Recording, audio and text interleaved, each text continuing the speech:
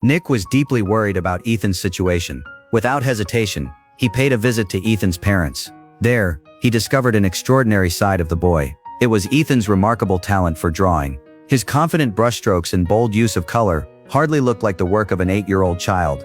He had even created a flipbook comic himself, depicting how he was gradually drifting apart from his family. Nick could hardly imagine everything this child had been through. He carefully explained dyslexia to Ethan's parents, but Ethan's father remained as stubborn as ever. He insisted that his son simply had a bad attitude towards studying. Nick was so frustrated that he grabbed a toy box from the house and asked the father to read the words printed on it. ये कैसे पढ़ सकता हूँ? ये तो Chinese में। अरे कोशिश तो कीजिए, चलिए ध्यान दीजिए। क्या बेकार की बात कर रहे हैं? मैं कैसे पढ़ सकता हूँ इसको? आप बदतमीजी कर रहे हैं। आपका रवैया ठीक नहीं है। ये आप शैतानी कर रहे हैं। In that instant, the father finally understood. Wasn't this exactly what his son experienced every day? The boy could not make sense of the words, yet he had always been blamed for having a poor attitude.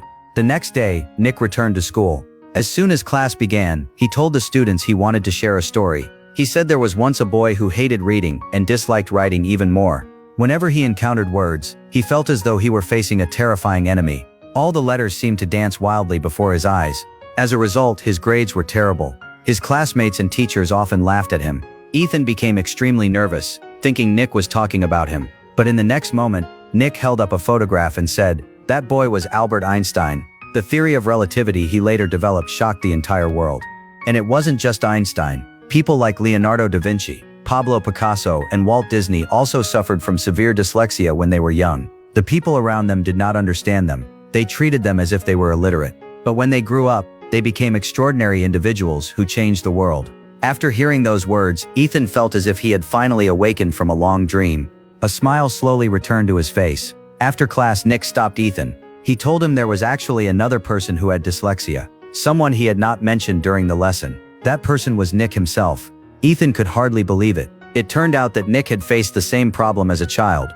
He wanted Ethan to understand through his own experience that he was not alone in this world. Many people had gone through the same struggles, yet none of them had given up on themselves. One day, the class organized an outdoor activity. Ethan built a small mechanical boat. Watching the boat move across the lake on its own, both teachers and students were amazed. Although Ethan shyly hid among the crowd, the fact that he was willing to share his creation proved that he was beginning to open up. After that, Nick spent his free time tutoring Ethan every day. He taught him proper spelling through drawing. He used games like hopping upstairs to improve his arithmetic skills. Little by little, Ethan learned to recognize every letter correctly. Sometimes he could even read simple sentences. He regained his love for learning and became incredibly hardworking. He was no longer the gloomy and withdrawn boy he used to be. To help Ethan build strong self-confidence, Nick even persuaded the principal to hold a school-wide art competition at the end of the semester. Around that time, Ethan's father happened to pass by the school during a business trip. He saw his son carefully reading the competition instructions.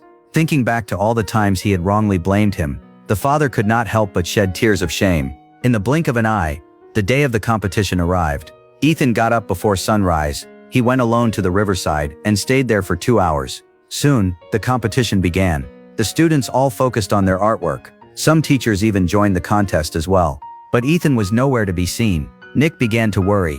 Only after the competition had been underway for quite some time did Ethan finally arrive. Nick quickly handed him a sheet of drawing paper. Ethan found a quiet corner to sit down. Then he began to fully unleash his artistic talent. Under his brush, the colors seemed to come alive. Before long, the competition came to an end. Nick looked at Ethan's finished artwork. It captured the riverside where Ethan had first felt truly noticed. At daybreak, a young boy sat alone by the river, lost in thought. Flowers bloomed nearby, birds sang among the trees, and the stream flowed gently. It was the truest reflection of Ethan's inner world. Soon the principal announced the final results. One boy had outperformed every teacher in the competition. The student had truly surpassed the masters. 9 साल का ईशान नंद किशोर अवस्थी आपका